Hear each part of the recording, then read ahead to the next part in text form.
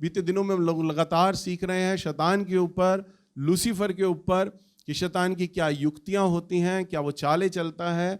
हम प्रभु के वचन में से देखेंगे, निकालें इफिसियों की पुस्तक 6 अध्याय और इसका 13वां पद। 13वां पद से लेके हम 17 पद तक हम मनन करेंगे।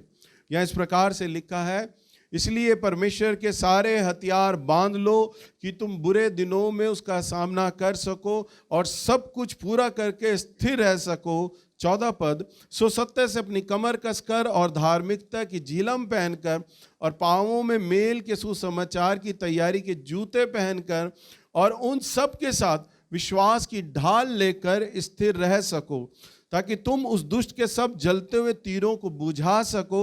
17 पद, और उद्धार का टोप और आत्मा की तलवार जो परमेश्वर का वचन है ले लो। हालेलुया। वचन में क्या लिखा है? हमने सारे बीते दिनों में हमने इन सारे अस्त्र शस्त्र के बारे में सीखा और बीते सप्ताहों में हम लोग सीख भी पा रहे हैं कि आत्मा की तलवार जो परमेश्वर का वचन है ले लो। हमारे पास लड़ने के लिए एक ही हथियार है और वो हथियार क्या है? आत्मा की तलवार। देखिए यहां पर लिखा है प्रभु के वचन में, अगर हम जाएं 14वें पद में, सो सत्य से अपनी कमर बांध लो। सत्य से अपनी बेल्ट आप लड़ोगे नहीं बेल्ट से, बेल्ट आपको बचाएगी। धार्मिकता की झिलम, अब जो झिलम होती है जो छाती और गले को बचा कर रखती है, वो धार्मिकता की झिलम है, वो भी आपको बचाएगी। पांवों में मेल के सुसमाचार की तैयारी के जूते, पांवों में आपको जूते पहनने हैं, मेल की तैयारी के जूते, और विश्वास की ढाल भी आपको बचाएगी। वचन में लिखा है, परंतु शैतान के पास क्या है? जलते हुए तीर। शैतान के पास क्या है? पिछले सप्ताहों में हम लोगों ने मनन किया कि उसके पास तीर हैं और वो जलते हुए तीर आपके ऊपर फेंकता है दूर से। पर आपके पास क्या है? आपके पास है तलवार, और तलवार तो पास जाके मारी जाती है, परंतु जो तीर है वो दूर से ही छोड़ दिया जाता है? पुराने पिक्चरों में हम लोग देखते हैं, राजाओं महाराजाओं की पिक्चरों में, कैसे राजा लोग छुप कर, सेना लोग छुप कर पेड़ में, झाड़ियों में, किले की ऊंचाइयों पे दूर से तीर फेंकते थे, जलते हुए तीर। उसमें आग, बारूद लगा होता था, आग जलाकर उस तीर को छोड़ते थे, जहां वो तीर जाता था वहां आग लग जाती थी। लिखा है जलते हुए तीर, और वो दुष्ट दूर से हमारे ऊपर तीर भेजता है। परंतु हमारे पास क्या है? हमारे पास तलवार है, और आत्मा की तलवार, जो कि क्या है? परमेश्वर का वचन। जो कि क्या है? परमेश्वर का वचन। अभी मैंने अपनी सभा में शुरुआत करते वक्त ही आपको प्रभु के वचन के लिए मैंने क्यों जोर दिया? खाली आपको नहीं, मैं जब भी संडे के दिन अपनी जब तीनों सभाएं लेता हूं, मेरा कलीसिया से यही तो सवाल होता है कि भाई अपने हाथों में आप प्रभु का वचन लेकर दिखाओ। कितने लोग अपने साथ प्रभु का वचन लेकर आए हैं? ताकि जो मैं प्रचार कर रहा हूं आप लोग उसे पढ़ते भी हो, देखते भी हो कि क्या लिखा है। भैया जो बोल रहे हैं हम देखें तो सही, इसमें क्या लिखा है। भैया कहीं अपनी तरफ से तो नहीं बता रही ये बातें, हम उन वचनों में देखें, टटोलें, चेक करें क्या लिखा है इनमें बातें। देखिए परमेश्वर उन लोगों को बहुत पसंद करता है जो प्रभु के वचन को खोजते हैं। क्या करते हैं? खोजते हैं। आपको हर सप्ताह ये नहीं करना भैया का वचन हम सुनेंगे, बस ये संडे में एक दिन आएगा, आधा घंटा भैया प्रचार करेंगे और हम घर जाके भैया का बस वचन सुन के वापस आ जाएंगे और 6 दिन हमने वही काम करेंगे रोजमर्रा के। 7वें दिन फिर हम जाएंगे, फिर सीट पे बैठेंगे और वचन सुनेंगे। ना, प्रभु चाहते हैं कि आप उसका वचन को खोजें। क्या करें? उसके वचन को खोजें। लगातार आपको प्रभु के वचन को खोजना है। अगर हम प्रभु के वचन में चलें, हम निकालेंगे भजन संहिता की किताब, इसका अध्याय 119। मेरा प्रिय शब्द है। अब देखो, पाप करने से, ध्यान दीजिए मेरी तरफ, हर एक व्यक्ति के मन में विचार आते हैं, नकारात्मक बातें आती हैं, नकारात्मक विचार। और आप सभी लोग चाहते हैं कि मैं एक शुद्ध पवित्र जीवन जीऊं। सभी लोगों की इच्छा रहती है, सभी लोग इच्छा रखते हैं भाई मैं अपने प्रभु की सेवा को कर सकूं। कई मेरे पास मेरे कलीसिया के जवान लड़के लड़कियां आकर मेरे से सवाल करते हैं, भैया हम नकारात्मक विचारों का क्या करें, कैसे इन्हें रोकें। तो उनका जो जवाब है वो आज प्रभु का वचन देने जा रहा है। हम नकारात्मक बातों से, नकारात्मक विचारों से, अशुद्धता से हम कैसे बच सकते हैं। निकालिए भजन संहिता 119 अध्याय और इसका 11वां पद। मैंने तेरे वचन को अपने हृदय में रख छोड़ा है कि तेरे विरुद्ध पाप ना करूं। हाँ, क्या कहता है राजा दाऊद?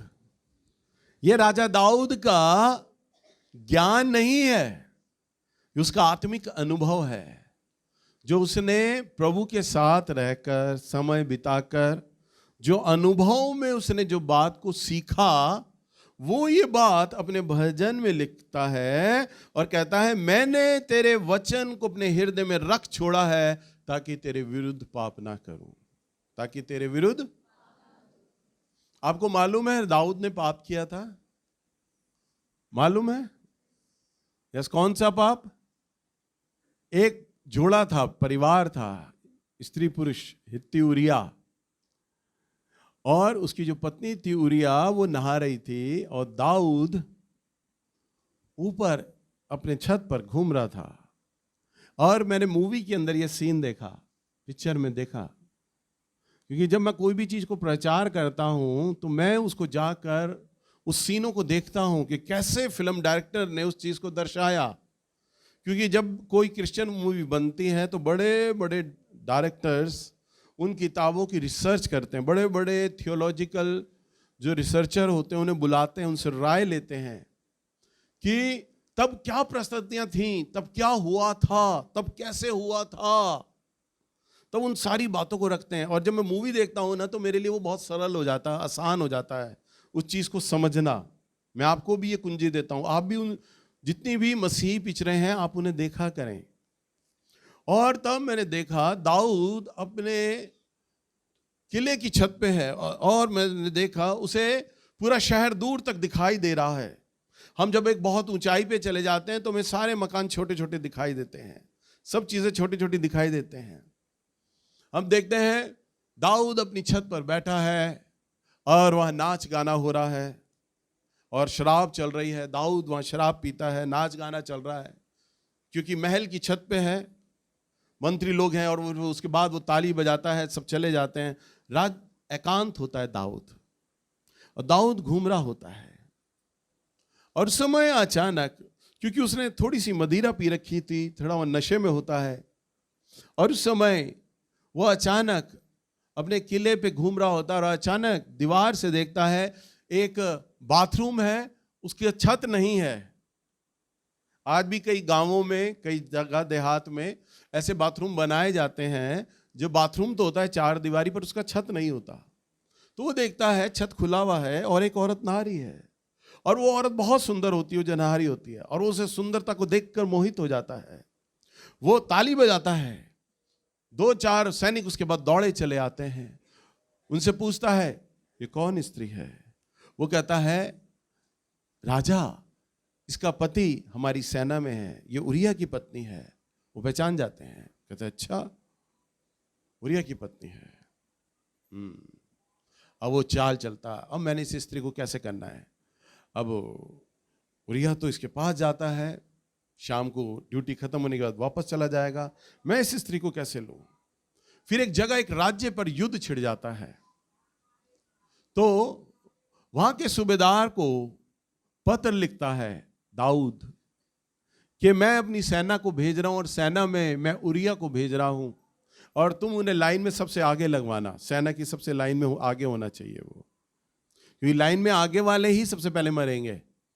उसका यह होता है कि मर जाएगा, वो विधवा हो जाएगी, मैं उसे अपने पास रख लूंगा। और वो लेटर लिख कर वहां सूबेदार के पास भेज देता है, और सारे मंत्री का जो सैनिक होता है, सेनापति, उसको बोलता है उरिया को लाइन में आगे लगवाना और पूरा चले जाओ, और सबकी ड्यूटी लगा देता है, तुम इतने सैनिक फलानी जगह पे जाओ, वहां युद्ध छिड़ा है, और उरिया को जाना पड़ता है। वो अपनी पत्नी से विदा लेता है कि मैं जा रहा हूं और थोड़े दिन के बाद मैं युद्ध से वापस आ जाऊंगा। इधर वो चला जाता है और इधर वो सैनिकों को बोलता है कि अब इसकी पत्नी को मेरे पास ले आओ महल में। उसे जबरन उसको रख लेता है दाऊद अपने पास। और फिर हम जानते हैं कि कैसे वो पाप में गिरा, कैसे नतान नबी भविष्यवक्ता दाऊद के पास आता है। बहुत से प्रचारक, बहुत से पास्टर्स ने दाऊद का एक ही करैक्टर बताया कि उसने पाप किया, उसने पाप किया, उसने पाप किया। हर जगह पूरे विश्व में ये प्रचार किया जाता है, उसने पाप किया, उसने पाप किया। पर जब मैंने दाऊद के करैक्टर को देखा मूवी के अंदर और मैंने बाइबल पढ़ी है, दाऊद के चरित्र को पढ़ा है, तो दाऊद मुझे परमेश्वर के वचन में, उस मूवी में बहुत ही भाया कि क्यों परमेश्वर ने दाऊद को अपना मित्र बोला। ऐसे व्यक्ति को जिसके पति को मरवा दिया जाता है, ऐसे व्यक्ति को जो कि दूसरे की पत्नी अपने घर रख लेता है, ऐसे व्यक्ति को परमेश्वर बोलता है ये मेरे मन अनुसार है, ये मेरे, बताओ बात बड़ी अजीब नहीं लगती? अजीब लगती है।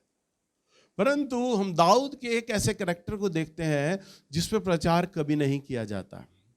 मैंने उस मूवी पे देखा जब दाऊद सिंहासन पर है और उसका राजभवन पूरी लोगों से भरा पड़ा है, सभी लोगों से भरा पड़ा है, और अचानक नातान आता है और नातान राजा के सामने कहता है, देख राजा, तेरे यहां पर दो लोग हैं, एक धनी और एक निर्धन। उसने कहा अच्छा। उसने कहा निर्धन अपनी भेड़ों को बहुत प्यार से पालता था, पोसता था, पर धनी व्यक्ति की नजर उस भेड़ पर पड़ी और उसने जबरन ही उस भेड़ को कर लिया और उस चरवाहे को उसने मार डाला। अब क्या किया जाए? दाऊद गुस्से में आ जाता है। दाऊद कहता है, कौन है मेरे राज्य में, कौन ऐसा व्यक्ति है जो कि धनी है, जिसने जबरन उसकी भेड़ को रख लिया और उस चरवाहे को मार डाला? कौन है, मुझे बताया जाए, मैं उसे सजा दूंगा। तब नतान सभी के सामने कहता है, हे राजा, वो तू ही है और यहोवा परमेश्वर तेरे विषय में यूं बोलता है। दाऊद जैसे ही सुनता है ना, अपना तख्त भूल जाता है, ताज भूल जाता है, घुटने के बल आ जाता है, मुंह के बल आ जाता है। सारे दरबारी उसे देखकर खड़े हो जाते हैं, हमारे राजा ने सिंहासन छोड़ दिया है, हम कैसे बैठ सकते हैं। सब खड़े हो जाते हैं डर के मारे, सबके सर झुके हुए हैं और दाऊद रोता है। वहां पर दाऊद प्रभु के सामने अपनी गलती स्वीकार करता है, पश्चाताप करता है। प्रभु मुझसे गलती हो गई, मैंने गलती कर दी परमेश्वर। एक क्षण में अपनी गलती मान लेता है। यह है उसका ईमानदारी वाला स्वभाव। चाहता तो नतान ने जो भविष्यवाणी करी थी ना, तो राजा था, राजा, वो उसी समय सैनिकों को बोलता, इस भविष्यवक्ता को गिरफ्तार कर लिया जाए, क्योंकि उसके ईगो पे चोट लगती, उसके अहम पे चोट लगती। मैं राजा हूं, मैं सरदार हूं, मेरी गलती ये कैसे बता सकता है? इसे गिरफ्तार कर लिया जाए और उसका सर कटवा दिया जाए। परंतु नहीं, उसने ऐसा कुछ नहीं किया। वो जानता था ये जो नबी है, ये परमेश्वर का नबी है, चुना हुआ है। गलती मान ली उसने। आज हमारे चर्च में कई बार जब भविष्यवाणियां होती है और भविष्यवाणी में चर्च में अगर किसी को किसी की गलती बता दी जाए तो उसे चुभ जाता है। भैया ये बात सबके सामने मेरे को बोल दी गई, मेरे को ये बात कह दी गई भविष्यवाणी में, फला फला भाई, फला फला बहन ने बात बोली। हालेलुया। क्या आप दाऊद से बड़े हैं? वो राजा था, तख्त से उतरा, अपनी गलती मान ली उसने। मैंने तो अपने भविष्यवाणी करने वाले लोगों को ही कह रखा है कि बेटा किसी की गलती हो तो कान में बोल देना, या ऐसे शब्दों का इस्तेमाल करना जो बड़े कोमल हो। ऐसा बोलना इनडायरेक्ट हो कि सामने वाला समझे, कलीसिया ना समझे, क्योंकि पास्टर आदमी हूं ना मैं, पर नबी तो रखता ही नहीं किसी की। हालेलुया।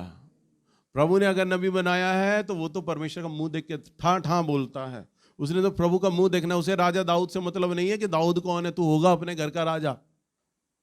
मैं चला अपने प्रभु के पास, मेरा सर कलम होगा ना, कोई बात नहीं, मैं अपने प्रभु के पास जा रहा हूं। और दाऊद ने अपनी गलती मानी और प्रभु के सामने पश्चाताप किया। ये करैक्टर कोई नहीं प्रचार करता, ये ईमानदारी वाला करैक्टर। गलती की पर ईमानदार था प्रभु के आगे। हम गलती करते हैं, आप गलती करते हैं, पर हम प्रभु के सामने ईमानदार नहीं बनते। ये बात याद रखना।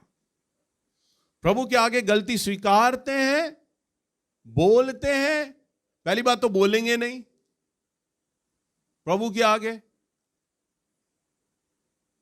कई पत्नियां बोलती हैं भैया मेरा पति आता नहीं है चर्च में। मैं कहता हूं भाई क्यों नहीं आते? वो कहता है वो पति कहता है मुझे पता है, मैं चर्च में पहले जाता था, मेरी शराब छूट गई थी, मैं जाऊंगा तो मेरी शराब छूट जाएगी। उसे पता है मैं जाऊंगा, मेरे लिए प्रार्थना होगी, मैं वचन सुनूंगा, मेरा वचन सुनने के बाद मेरा मन बदल जाएगा, मैं शराब को हाथ ही नहीं लगाऊंगा। प्रभु यीशु मसीह ने तभी तो कहा तुमने ज्योति से बढ़कर अंधकार को प्रिय जाना। उन्हें शराब अच्छी लगती है, प्रभु अच्छा नहीं लगता। आपको अपनी अभिलाषाएं अच्छी लगती है, अपनी इच्छाओं को पूरा करना चाहते हो, इसलिए आप परमेश्वर के पास नहीं आते। आप ईमानदारी नहीं बरतते, आप प्रभु के सामने टूटते नहीं हैं।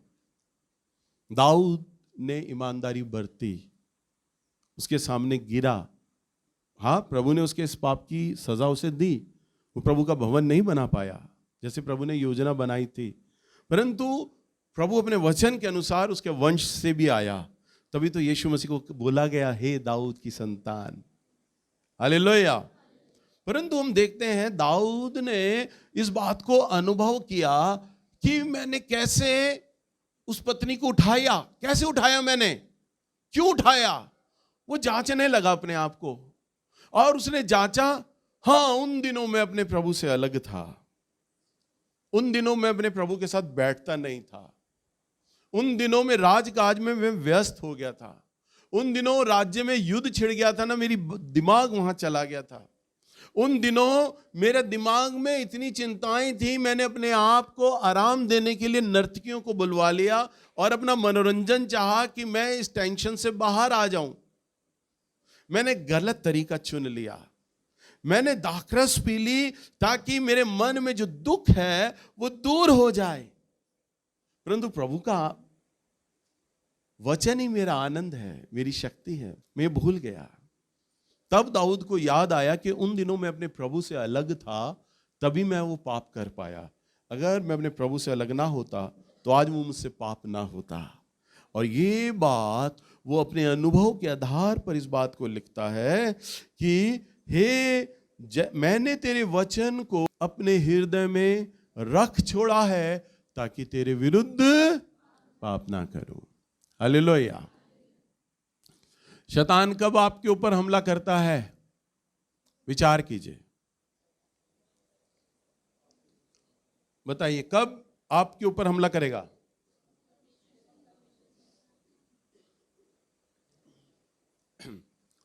जब आप प्रभु की उपस्थिति से अलग हो जाएंगे। प्रभु की उपस्थिति से, वचन में लिखा है प्रभु ने आदम और हव्वा को बनाया और प्रभु ने सर्प को बनाया। वचन में लिखा स्त्री अकेली थी। क्या लिखा है? अकेली थी। वहां आदम भी नहीं था।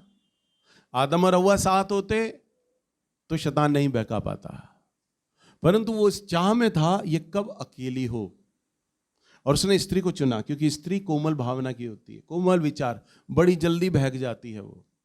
उसने कहा कि आदम इसके साथ नहीं होगा तब मैं हमला करूंगा, और वो मौके की तलाश में था। आदम कुछ समय स्त्री से अलग हो गया, शायद दूसरी जगह कुछ काम देखने गया, अलग हो गए, और स्त्री को अकेला पाकर उसने बहकाया। तब वहां पर वचन में लिखा है प्रभु भी आया करते थे स्वर्गदूतों के साथ। प्रभु की उपस्थिति भी होती थी अदन की वाटिका में। प्रभु भी आदम हव्वा से बात किया करते थे। शैतान ने वो मौका नहीं चुना। आदम था, वो मौका नहीं चुना। शैतान ने कौन सा मौका चुना? जब वो बिल्कुल अकेली थी। शैतान आपके ऊपर कब हमला करेगा? जब आप अकेले होंगे। दाऊद छत पर अकेला था, उस पर तब हमला हुआ था। आप जब अकेले होंगे तब शैतान आपके ऊपर हमला करेगा। वो उसका वीक पॉइंट है, वहां से वो पकड़ता है। इसलिए आप अपने आप को कभी भी प्रभु के वचन से, प्रभु के लोगों से आप अपने आप को अलग ना करें। शैतान की सबसे बड़ी ये चाल होती है कि आपको आपके प्रचारक, आपके स्थानीय कलीसिया की जो भैया जो भी दीदी है, उनसे आपको अलग कर दे। शैतान की सबसे बड़ी चाल है। अगर किसी के मन में अपने स्थानीय प्रचारक को लेकर शिकायत है ना, कड़वाहट है, तो आप ये जान लें कि शैतान के टारगेट में आप हैं। इस बात को लापरवाही में ना मत लेना, मत लेना। आप टारगेट में आ चुके हैं। मैं कई बार आप लोगों ने देखा होगा, हिरन का झुंड होता है और शेर झाड़ियों में होता है। कई बार आपने देखा होगा। और शेर धीरे धीरे चलता है, फिर चलता है, फिर बैठता है, फिर चलता है, फिर बैठता है, फिर चलता है, फिर बैठता है, और धीरे धीरे करके हिरन के झुंड के पास जाता है और उस पर हमला करता है। डिस्कवरी चैनल में एक प्रोग्राम आता है बिग कैट, यानी वो उसमें शेर के स्वभाव के बारे में बताया जाता है। मुझे बड़ा अच्छा लगता है। कई बार जब मैं फ्री होता हूं तो वो डिस्कवरी चैनल में उस शेरों के प्रोग्राम को देखता हूं। शेर कैसे हमला करता है, क्या उसकी चालें होती हैं। तो उसमें बताया गया, शेर जब झाड़ी पे होता है ना तो पूरे झुंड को नहीं देखता। वो मालूम है वो किसको देखता है? वो उस हिरन को देखता है, कमजोर हिरन को नहीं। वो उस हिरन को देखता है जो झुंड से अलग जा रहा है, जो झुंड से अलग जा रहा है। वो उस हिरन पर अपनी निगाह लगाता है।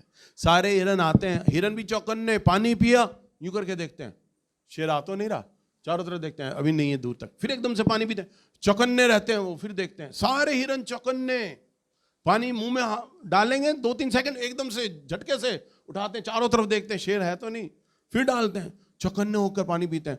पर वो उस हिरन को देखता है कौन झुंड से अकेला है और कौन हिरन चौकन्ना नहीं है। उसे होश ही नहीं है। उसे लग रहा है मेरे मामा, मेरे चाचा, मेरे फूफा, मेरे दादा दादी, मेरा पूरा कुंबा यही है, मुझे कोई खतरा नहीं। वो अकेला है और अलग होकर अलग पानी अपने पीता है, अलग जाकर अलग झाड़ी में जाता है। वहां वो शेर उस पर टारगेट करता है। उसे पता है कि मैं झुंड की तरफ भागूंगा तो पूरा झुंड तो चौकन्ना है, पानी पी रहा है तो चौकन्ना है, और वो भाग लेगा, सारे हिरन भाग लेंगे, कोई पकड़ में नहीं आएगा। और शेर की सबसे बड़ी जो ताकत है ना, वो उसकी ताकत उसके भागने में है। पर शेर मालूम है कितना तेज भागता है? वो 15 से लेके 20 सेकंड तक ही तेज भाग पाता है, बस।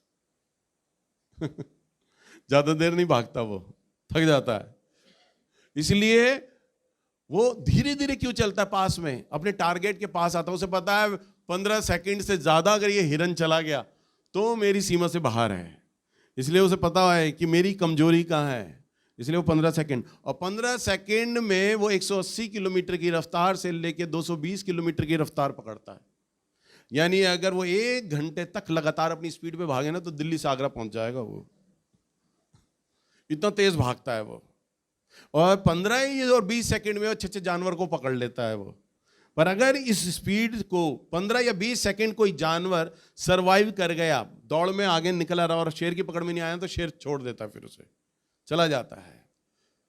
तो शेर उस जानवर पर टारगेट रखता है, पूरा ध्यान और पूरा ध्यान लगाता है उस अकेले हिरन पर, और उसकी तरफ वो दौड़ना शुरू करता है। पहले धीरे धीरे पास आता है, और जब वो देखता है मेरे बिल्कुल पास आ गया ये टारगेट, उसकी तरफ तेजी से भागता है। झुंड की तरफ नहीं भागता, वो उस टारगेट की तरफ भागता है। और शेर में सबसे बड़ी खूबी है, डिस्कवरी चैनल में बताया, किसी जानवर में ये खूबी है ही नहीं। आप गाय या भैंस को भगाओ, भैंस या गाय जब भागेगी तो वो भी अपनी मुंडी इधर उधर करती रहेगी चलते हुए, हम भारती रहेगी और देखती रहेगी चारों तरफ, ऐसे चलेगी। हम भी जब कभी दौड़ेंगे तो हमारी निगाह भी कभी इधर कभी उधर, कभी इधर कभी उधर, ये दौड़ेंगे। धरती का हर जानवर जब दौड़ेगा सर हिलता रहेगा इधर उधर। पर शेर एक ऐसा जानवर है जो वो दौड़ता है, उसके एक तो पैर आपस में मिलते रहते हैं, बॉडी पूरी बल खाती है, पर सर उसका मल खाता नहीं है, सर पूरा टारगेट पे होता है, आंखें बिल्कुल टारगेट पे। डिस्कवरी चैनल में बड़ी बखूबी से उसको दिखाया गया कि कैसे वो भागता है, कैसे उसका बॉडी हिल रहा है और उसके सामने रोड़े पत्थर कुछ आ रहे हैं, उसका ध्यान नहीं है, उसका ध्यान तो अपने सिर्फ टारगेट पर है। मुझे इतना अच्छा लगा, अरे परमेश्वर का वचन कितना सटीक है। हालेलुया। लिखने वाले को पवित्र आत्मा इतना बखूबी समझाते हैं, बोलते हैं। हालेलुया। अरे आप तो टीवी देखते देखते बाइबल सीख लो, परमेश्वर का वचन सीख लो। तो कैसे वो टारगेट की तरफ भागता है और उसको पकड़ लेता है। तो शैतान, वचन में लिखा है, सिंह की नाई है, गरजने वाले सिंह की नाई, कि किसको फाड़ खाए। और उसका ध्यान आपके उस जीवन पर होता है कि कौन है ऐसा व्यक्ति जो अपनी संगति से अलग हो रहा है, अपने झुंड से अलग हो रहा है। सुन रहे हैं आप लोग? मैं शैतान का ये नेचर बता रहा हूं। जो परिवार, सुन लें ध्यान से, जो लोग, जो बहन, जो भाई, जो बेटा अपनी संगति से अलग हो रहे हैं, शैतान ने आप पे निगाहें लगाई हुई हैं। तुम अलग हो रहे हो, निगाह है आप उसकी आपके ऊपर, क्योंकि आप अपने झुंड से अलग हो रहे हो। अकेले हो जाओगे तो शैतान का हमला आप पे 101% होगा।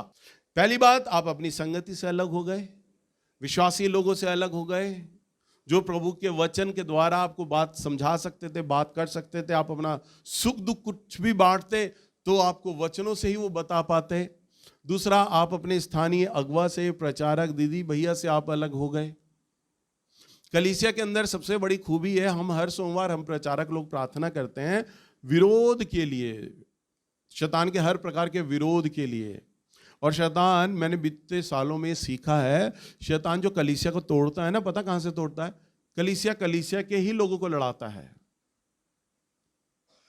और कलीसिया के ही लोगों की आपस में बात सुन लेती है। समझ पा रहे हैं?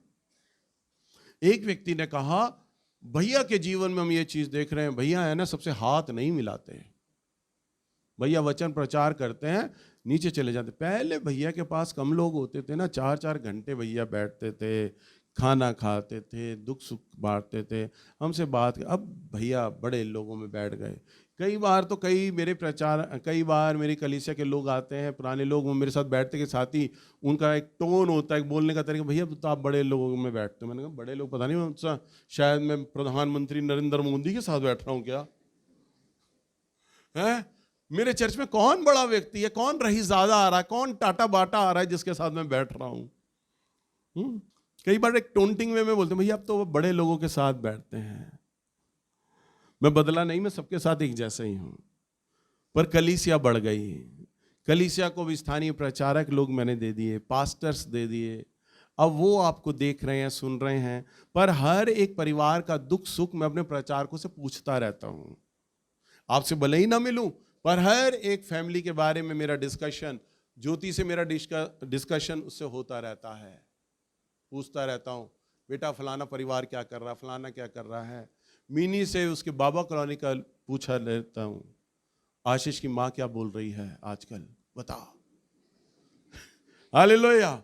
सबसे मैं पूछता रहता हूँ, सबसे रिपोर्ट लेता रहता हूँ। आपके घरों में भले ही ना आ पाऊँ, ना मिल पाऊँ, पर मुझे खबर पूरी कलीसिया की होती है। हालेलुया। इसलिए जो व्यक्ति, जो विश्वासी लोग अपने कलीसिया के लोगों की बातों में आके बड़ी जल्दी आ जाते हैं, क्योंकि एक ह्यूमन नेचर है, नकारात्मक बातों को हम बड़ी जल्दी सुन लेते हैं। सुन रहे हो आप? आपको मेरी कोई कमी बताएगा ना कलीसिया में, आप उसको बड़ी जल्दी, अच्छा है, मैं भी ये देख रहा हूँ, भैया आजकल मिलते नहीं किसी, वाह सही, तू सही कह रही है, भैया बड़े लोगों में बैठ रहे हैं। हाँ भैया, अब भैया को हाथ मिलाना चाहिए, भैया हाथ नहीं मिलाते, तू सही कह रही है। और वो कहेगी मेरा भी मन नहीं करता बहन चर्च में जाने का। अच्छा, मेरा भी मन नहीं करता, मैं भी नहीं जाऊंगी। और वो 2 बहनें 4 को बताएंगी, 4 10 को बताएंगी। वो एक पुराना गाना है ना, हम तो डूबेंगे सनम, तुम्हें भी ले डूबेंगे। तो अकारण चर्च छोड़ के चले गए, अकारण कलीसिया से अलग हो गए। उनके पास कोई लॉजिक नहीं है क्यों अलग हो गए, पर शिकायतें मन में बना ली लोगों से ही बात करके। शैतान की सबसे बड़ी चाल होती है ये। आपके मन में कुछ भी दुख सुख है, कुछ भी बात है, आप अपने अगुवे को बोलिए। 12 साल के बाद जब आपको पता है आमोस भैया से मेरा संबंध टूट गया था, अलग थे हम, 12 साल हो गए थे, भैया से मिले, बात करे। जब मेरा बेटा आमोस भैया के आश्रम गया नवीन भैया के साथ, तो नवीन भैया का आत्मिक बेटा होने के नाते जब मेरा बेटा वहाँ गया, आमोस भैया ने पूरा वेलकम उसका एक अतिथि प्रचारक के रूप में किया, एक अच्छे घर में रुकवाया, नवीन भैया के साथ रुका, भैया पूरा वेलकम उसका कर रहे। 2 दिन के बाद आमोस भैया अलग थे, मेरा बेटा उनके पास गया शानू, और उसने बोला उनको, दादा आपने मुझे पहचाना? उसने कहा कि नहीं, मैं नहीं पहचाना, कौन हो तुम? उसने कहा, शानू ने, दादा मैं दिल्ली से आया हूँ। शानू की तरफ गौर से देखकर कहते कि नेल्स के बेटे हो? मैं कहा हाँ मैं नेल्स का बेटा हूँ। हाँ कह रहे मैं समझ गया, तुम्हारा पापा भी लंबा है, तुम भी वैसे ही गए हो लंबे। और फिर उसको अपने कमरे में लेके गए, बातचीत करी, बातचीत करते करते शानू ने उन्हें कुछ बोला, वो बात मैं आपके सामने बोलूँगा नहीं, वो सुन के रोने लग गए। उसने कहा, दादा आप बहुत बड़े हैं, मुझे आपकी कमी बोलते हुए अच्छा नहीं लगता, पर मैं आपको ये बताता हूँ। उसने बोला वो बात, और फिर बोला और कहा, मेरे पापा दुनिया में आज भी आपके नाम का प्रचार करते हैं, गवाही देते हैं, मेरा आत्मिक पिता वही हैं, और अभी तक उन्होंने कोई अपना आत्मिक पिता बनाया नहीं। फिर उन्होंने कहा, नेल्स को बोलना वो मेरी सभा करे, मैं आऊँगा। और फिर वो आए हमारी कलीसिया में, और मेरा संबंध उनके साथ अच्छा हुआ। जब वो मेरे घर में आके रुके, मैंने उनसे कुछ भी नहीं बोला, आपने फलाने की बात पे क्यों आए, क्यों विश्वास किया, आपने मेरे से संबंध तोड़ दिया, मेरे से भेंटें नहीं ली, मैं कुछ भी नहीं बोला। मैं उनके पास बैठा आके मैंने कहा, भैया बीते दिनों में आपसे संबंध नहीं रहा इतने साल तक, तो भी देखो आवाज़ में दबदबा, जैसे गलतियां मेरी हैं सारी। बोला भैया आपसे संबंध रहा, आपसे बात नहीं हुई। उन्होंने कहा, बेटा कुछ बात थी, मेरे आश्रम में आते मुझे आके साफ बोलते। मैंने कहा, भैया मेरे पास इतनी हिम्मत नहीं थी कि आपने मुझे मना ही कर दिया था मेल जोल रखने को, तो मैं कैसे आता। मैंने कहा, मैं तो इतने साल प्रार्थना कर रहा था कि प्रभु संबंध जोड़े, और ये बातें मैं टेलीफोन पे भी आपके साथ क्या करूं। मैं तो उस पल की उस पे था कि आप कभी मेरे साथ अकेले हो तो हम बातचीत करें। और जब उन्होंने मेरे को बोला कि मेरे मन में कुछ नहीं है, मैंने भी कहा मेरे मन में भी कुछ नहीं है, 2 मिनट में रिश्ता ठीक हो गया। हालेलुया। 12 साल का अलगाव और जुड़ने में 2 मिनट है। आपके मन में आपके प्रचारक के प्रति, दीदी भैया को लेके अगर किसी के मन में कोई शिकायत है तो आप उनके संग बैठें, 2 मिनट में रिश्ता ठीक हो जाएगा। और फिर मेरे पास भी आप आ सकते हैं, मैं आपको अपने प्रचारक के साथ लेके बैठूंगा, आपका संबंध ठीक हो जाएगा। पर आप अपना संबंध ठीक करें, क्योंकि शैतान को यही तो मौका चाहिए आपके जीवन से। जिस पल आपके मन में शिकायतें आने लग जाती हैं, मन में टूटन आने लग जाती है, तब वो बातें शैतान आपके जीवन से बड़ी आसानी से आपके जीवन से खेल सकता है। 12 साल हो गए संबंध को अलग हुए हुए, फिर भी मैं चाहता था कि मेरा आत्मिक पिता से मेरा संबंध ठीक हो जाए। आप छोटी छोटी बातों में शिकायतों में आ जाते हैं, टूट जाते हैं, अलग हो जाते हैं, संगति में आना बंद कर देते हैं, प्रचारक से मिलना बंद कर जाते हैं। अरे एक टेबल पे बैठो, 2 देशों के झगड़े भी है ना, एक टेबल पे बैठ के सुलट जाते हैं। कि शैतान आपको ऐसा चश्मा पहनाना चाहता है कि आप हमेशा गुस्सा, करवाहटें, झगड़े देखें और आपका कलीसिया से अलगाव रहे। हालेलुया। दूसरा हम अपने वचन में चलते हैं, निकालिए भजन संहिता की किताब 42 अध्याय और इसका पहला पद। बहुत ही सुंदर वचन है। जैसे हिरनी नदी के जल के लिए हाफती है, वैसे ही हे परमेश्वर मैं तेरे लिए हाफता हूँ। क्या कहता है? देखो पढ़ने में कितना अच्छा लगता है ना। जैसे हिरनी नदी के जल के लिए हाफती है, वैसे ही परमेश्वर मैं तेरे लिए हाफता हूं।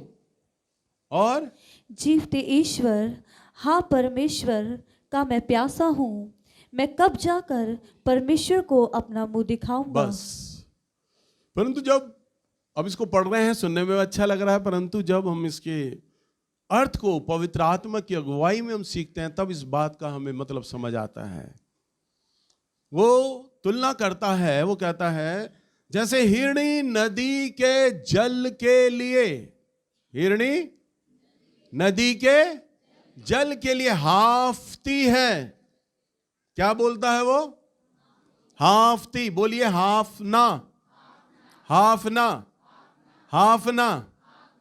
अब सभी लोग जानते हैं हाफने का मतलब। आप सभी लोग हाफे अपने अपने जीवन में कई बार कई लोगों के घरों में मुझे चौथी मंजिल पे बुलाया जाता है प्रार्थना के लिए। मैं सीढ़ी चढ़ता हूँ, खट खट खट खट खट, और ऊपर चढ़कर बैठता हूँ, बाइबल मेरे हाथ में होती है और मैं हाफ रहा होता हूँ, थोड़ा थोड़ा हाफ रहा होता हूँ। सामने वाला आता है, और भैया क्या हाल है, ठीक है? मैं उसका जवाब ही नहीं दे पाता, हाफ रहा हूं। और भैया, भाभी ठीक है, बच्चे ठीक है, नीतू भैया ठीक है, फलाने ठीक है, भैया नवीन भैया को कब बुलाओगे? अरे फिर मेरा हाफना तो बंद हो जाए, पूरा रिपोर्ट कार्ड मांग रहा मेरा। हालेलुया। फिर सामने वाले को इशारा करता हूं, पानी। हाँ, अरे ओ सॉरी भैया सॉरी। फ्रिज में से जाता है, पेप्सी की बोतल रख देता है, लो भैया पियो। पेप्सी नहीं, पानी पानी पानी। प्यास कौन बुझाएगा? पानी। पेप्सी नहीं बुझाने वाली प्यास।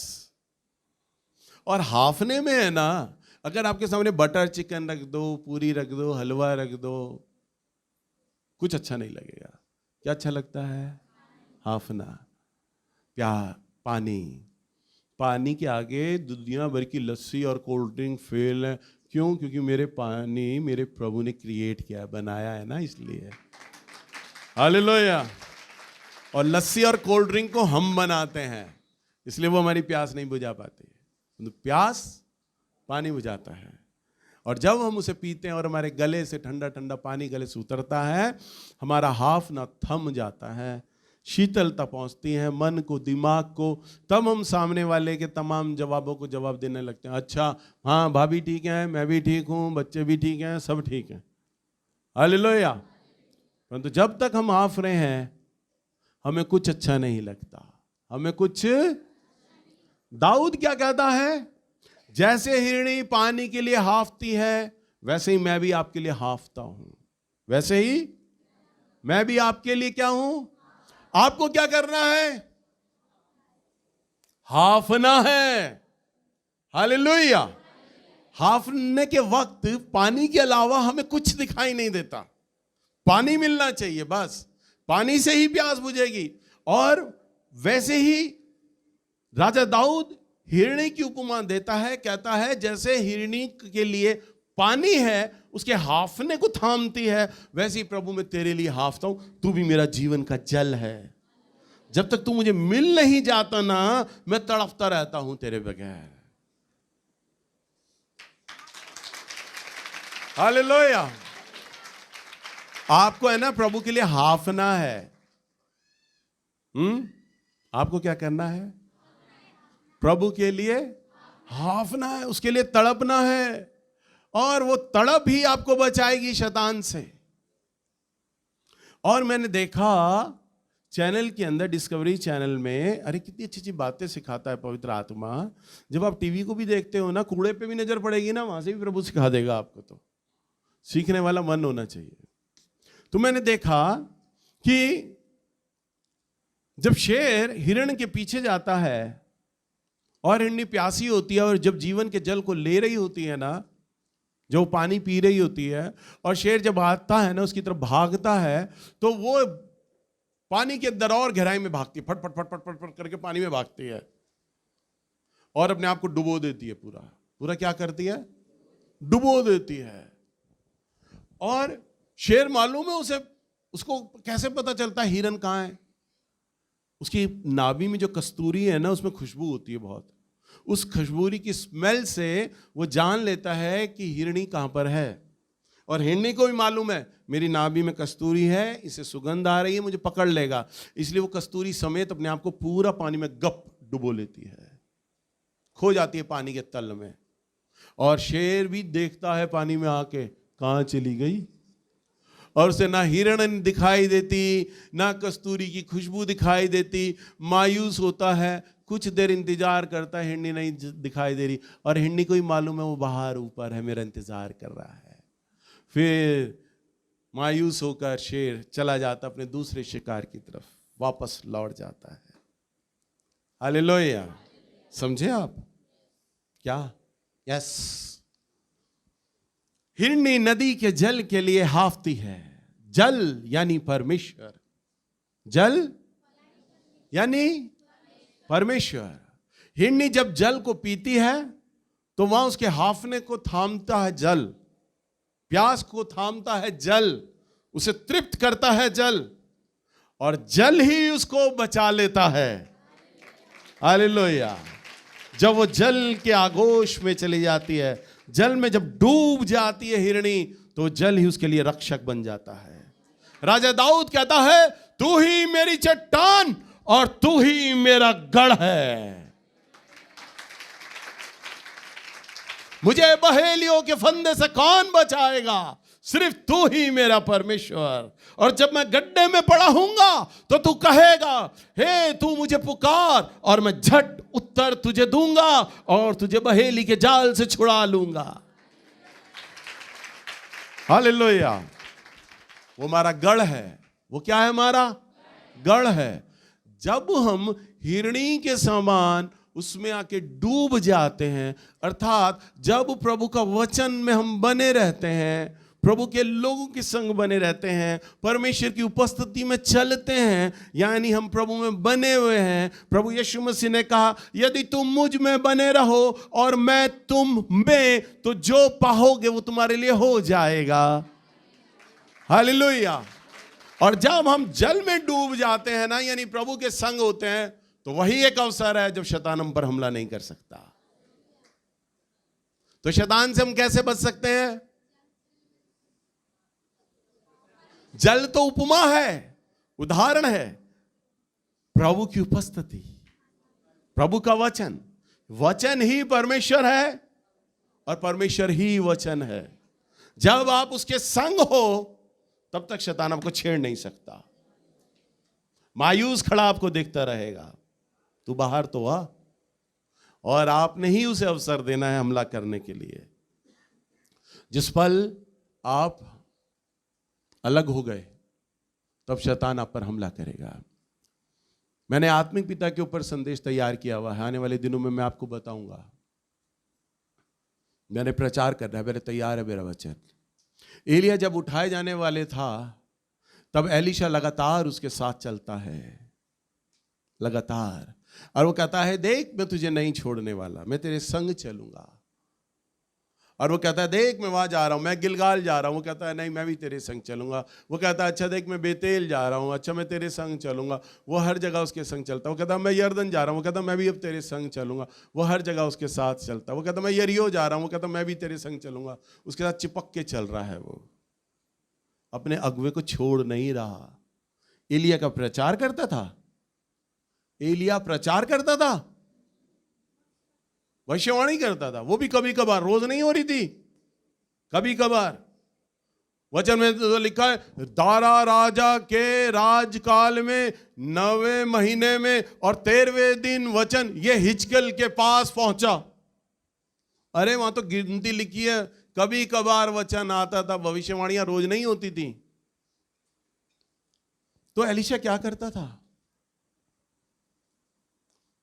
ना एलिया आराधना करता, ना प्रचार करता, तो क्या करता? एलीशा उसके नहाने का पानी गर्म करता, एलीशा उसके कपड़ों को धोता, एलीशा उसके संग चंग चलता, और कुछ काम नहीं था। यहोशू मूसा की सेवा कैसे करता था? यही तो काम करता था। और क्या करता था? वो कुछ नहीं करता था, यही करते थे वो लोग।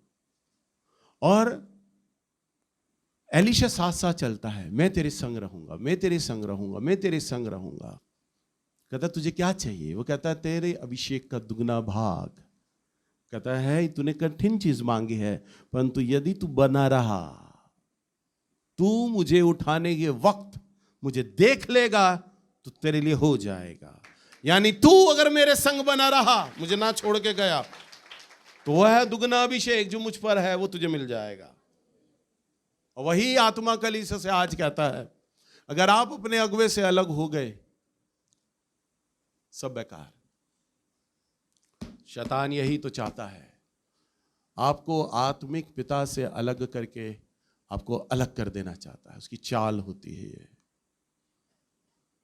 एलीशा उसके संग रहा, कुछ नहीं करता था। पानी गर्म करना, नहलाने का इंतजाम करना, सोने जागने का इंतजाम करना, खाने का इंतजाम करना, गुरुजी गुरुजी गुरुजी, और कुछ नहीं करता था। पर दुगना अभिषेक पा लिया साथ रहने के चलने के द्वारा। हालेलुया। जब आप अपने अगुवे के साथ हो, जब आप अपने प्रचारक के साथ हो, तो अगर वो आपसे बात भी करेंगे, नॉर्मल बात भी करेंगे, तो वो वचन से ही बात करेंगे। और ज़रूरी नहीं कि अब तो भविष्यवाणी करने वाले हमारे चर्च में लोग आ गए तो प्रचारकों की वैल्यू खत्म हो गई, गिर गई, हम नीचे चले गए। पर वचन ही तो बदलता है जीवन को। हालेलुया। अगर मैं आपको राय भी अगर दे रहा हूं ना, तो उस राय में आप ये सोच लो, आपके लिए भविष्यवाणी अगर मैं राय दे रहा हूं ना, तो उस राय को तो मैं सच कह रहा हूं, स्वर्ग में मेरा परमेश्वर भी नहीं काटेगा। वो कहेगा ये बिल्कुल ठीक बोल रहा है। क्यों ठीक बोल रहा है? अरे 28-29 साल हो गए मुझे पवित्र आत्मा के साथ, अपने प्रभु के साथ, उसके साथ रहते हुए उसके नेचर को पहचानता हूं मैं, उसके मूड को पहचानता हूं मैं। मुझे मालूम है मेरे प्रभु को क्या चीज़ अच्छी लगती है और क्या चीज़ अच्छी नहीं लगती, मुझे मालूम है। और कई बार कई लोग मुझसे सवाल करते हैं ना, तो जैसे ही सवाल करते हैं ना और मुझे अगर उत्तर नहीं पता, तो मैं पवित्र आत्मा कहता हूँ, पवित्र आत्मा जी बताइए ना क्या बोल रहा है ये। अचानक पवित्र आत्मा मुझसे बात करने लग जाते हैं और मुझे वो बात उसी वक्त बोल देते हैं, क्योंकि वचन में इस प्रकार लिखा है, बोलने वाले तुम नहीं वरन मैं हूंगा और मैं तुम्हें बताऊंगा कि तुम्हें क्या बोलना है। हालेलुया। तब पवित्र आत्मा मुझे विचार देते हैं, मुझे बोलते हैं तू ये बता दे, और मैं वो बताता हूं, बिल्कुल सटीक ठान लगता है जाके। हालेलुया। आज का वचन आपको अच्छा लगा? कितने लोगों को? क्योंकि पवित्र आत्मा बता रहे हैं, नेल्स नहीं बता रहा, ये पवित्र आत्मा बता रहे हैं कि कैसे आप शैतान से अलग रह सकते हैं, बचकर रह सकते हैं।